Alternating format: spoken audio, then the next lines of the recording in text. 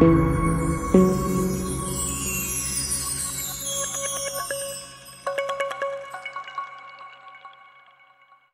خوبصورت سفید بکری کے ساتھ بچے تھے۔ بکری اپنے بچوں سے بہت پیار کرتی تھی۔ اس کو ہر وقت ڈر لگا رہتا تھا کہ کسی دن بھیڑیا آ کر اس کے بچوں کو نہ کھا جائے۔ ایک دن وہ جنگل میں کھانے کی چیزیں تلاش کرنے جانے لگی تو اس نے اپنے ساتوں بچوں کو اپنے پاس بلایا۔ بکری نے کہا، پیارے بچوں، جب تک میں باہر رہوں اس بات کا خیال رکھنا کہ بھیڑیا تمہارے قریب نہ آنے پائے۔ دروازے بند کر کے رکھنا۔ اگر بھیڑیا اندر آ گیا تو وہ تم سب کو کھا جائے گا۔ وہ تمہیں بھیس بدل کر دھوکہ دے سکتا ہے، مگر تم اس کی کھردری آواز اور کالے پیروں سے پہچان لینا۔ بچوں نے جواب دیا، پیاری ماں، فکر نہ کریں، ہم اپنی بہت اچھی طرح حفاظت کریں گے۔ بکری اپنے بچوں کو چھوڑ کر جنگل چلی گئی۔ زیادہ دیر نہیں ہوئی تھی کہ کسی نے دروازے پر دستک دی اور ساتھ آواز بھی دی، پیارے بچوں، دروازہ کھولو، میں تمہاری امی ہوں اور تم سب کے لیے اچھی اچھی کھانے کی چیزیں لائی ہوں۔ وہ چیخ کر بولے، ہم دروازہ نہیں کھولیں گے، تم ہماری ماں نہیں ہو۔ ہماری ماں کی آواز بہت ملائم ہے اور تمہاری کھردری ہے، تم تو بڑھئے ہو۔ بھیڑیے نے یہ سنا تو وہ ایک دکان پر گیا اور وہاں سے بہت سی چاکلیٹ لے کر کھا لی۔ اسے امید تھی کہ اب اس کی آواز نرم ہو گئی ہوگی۔ پھر وہ بھاگتا ہوا دوبارہ بکری کے گھر آیا۔ دروازہ پر دستک دے کر بھیڑیا بولا، پیارے بچوں، دروازہ کھولو، میں تمہاری ماں ہوں اور تم سب کے لیے اچھی اچھی کھانے کی چیزیں لائی ہوں۔ جب بھیڑیا بولا تو اس نے اپنے پاؤں کھڑکی پر رکھ دیے۔ بچوں نے نرم آواز سنی، پہلے تو وہ سمجھے کہ ان کی ماں آ گئی ہے، مگر انہوں نے اس کے کالے پاؤں دیکھے تو سمجھ گئے کہ یہ بھیڑیا ہے۔ وہ چیخے، ہم دروازہ نہیں کھولیں گے، تم ہماری ماں نہیں ہو، ہماری ماں کے پاؤں کالے تو نہیں ہیں، تم تو بڑھئے ہو۔ بھیڑیے نے یہ بات سنی تو ایک بیکری کی طرف بھاگا اور بیکری والے سے کہنے لگا، میرے پیروں پر چوٹ لگ گئی ہے، ان پر آٹا لگا دو۔ بیکری والا بھیڑیا دیکھ کر ڈر گیا اور اس نے اس کے پیروں پر آٹا لگا دیا۔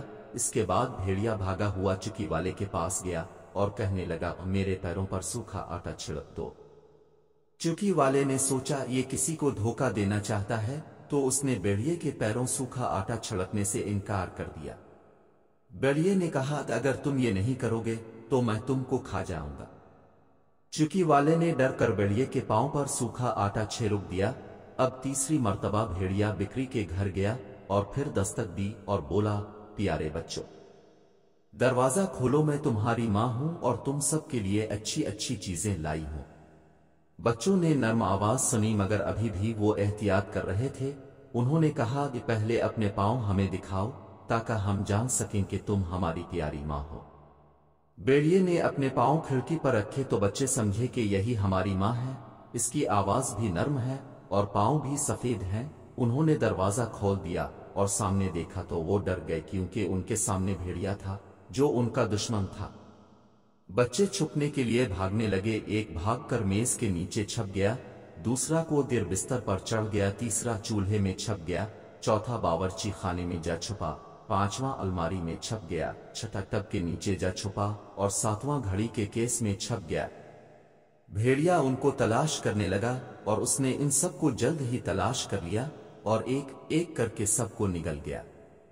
اس نے 6 بچوں کو جلدی جلدی نگلا مگر 7واں بچہ جو گھڑی کے کیس میں چھپا ہوا تھا بچ گیا۔ اسے بھیڑیا نہ ڈھونڈ سکا۔ 6 بچوں کو نگلنے کے بعد بھیڑیے کو نیند آنے لگی۔ وہ وادی میں چلا گیا اور ایک درخت کے نیچے لیٹ کر آرام کی نیند سو گیا۔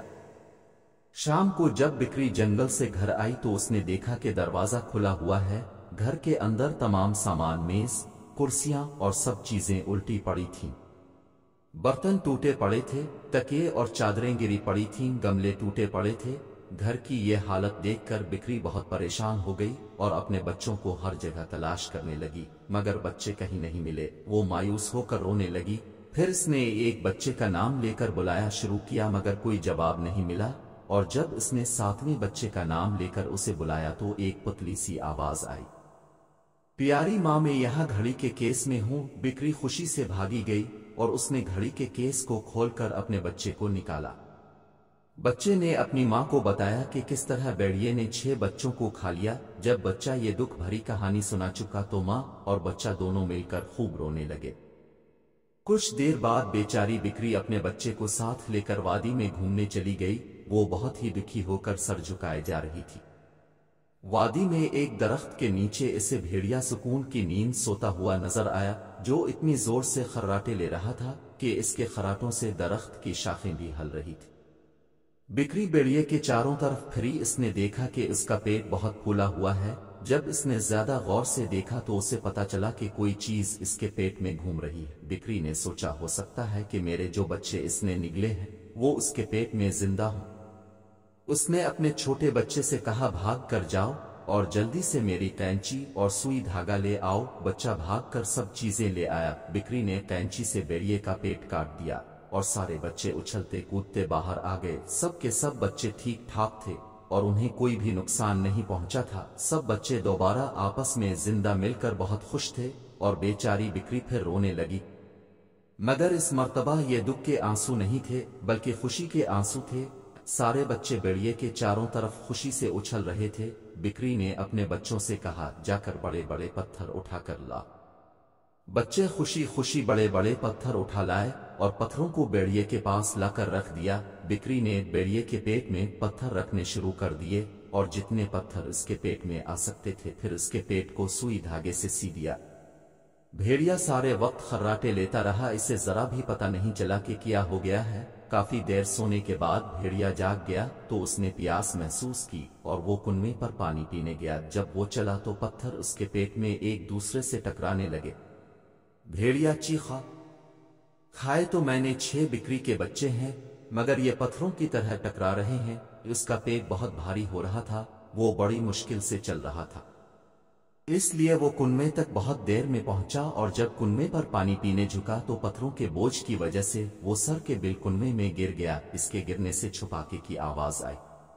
बिक्री और बच्चों ने जोर का छुपाका सुना तो वो भागे हुए आए। उन्होंने कुएं में झांक कर देखा तो भेड़िया डूब गया था। सब बच्चों ने खुशी से शोर मचाया, भेड़िया मर गया, भेड़िया मर गया। बिक्री को भेड़िए के मरने की बहुत खुशी हुई। अब इसका डर दूर हो गया था। वो जंगल जाती तो बेफिक्र रहकर जाती क्योंकि भेड़िए का खौफ बाकी नहीं रहा था।